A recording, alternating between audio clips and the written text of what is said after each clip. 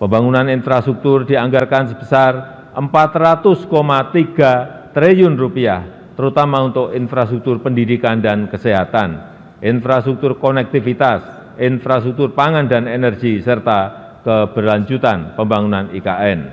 Anggaran transfer ke daerah direncanakan sebesar 919,9 triliun rupiah untuk meningkatkan sinergi kebijakan fiskal pusat dan daerah, untuk harmonisasi belanja pusat dan daerah, serta mengurangi kesenjangan antar daerah dan memperkokoh kerjasama antar daerah.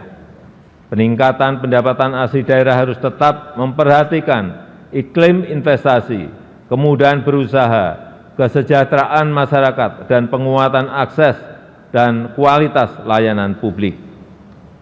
Ketua, pimpinan, dan anggota Dewan yang saya hormati, pendapatan negara pada tahun 2025 dirancang sebesar 2.996,9 triliun rupiah yang terdiri dari penerimaan perpajakan sebesar 2.490,9 triliun rupiah, PNBP sebesar 505,4 triliun rupiah yang tetap menjaga iklim investasi, pelestarian lingkungan, dan keterjangkauan layanan publik.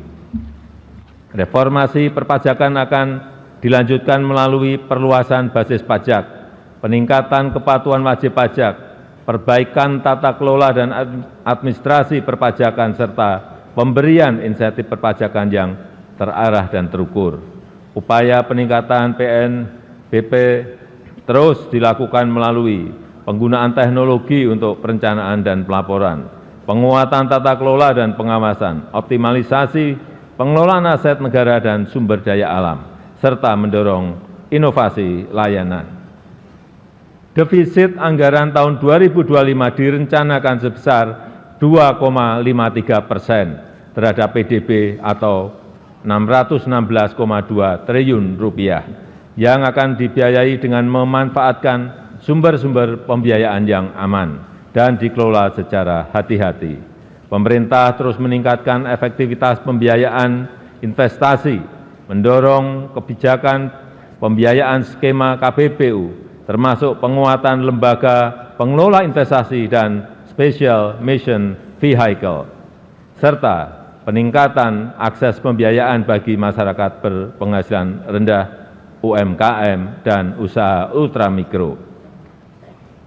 Tingkat pengangguran terbuka pada tahun 2025 diharapkan dapat ditekan menjadi 4,5% hingga 5%. Angka kemiskinan diturunkan dalam rentang 7 hingga 8%. Rasio Gini dalam kisaran 0,379 hingga 0,382. Indeks modal manusia pada level 0,56. Nilai tukar petani ditingkatkan di kisaran 115 hingga 120.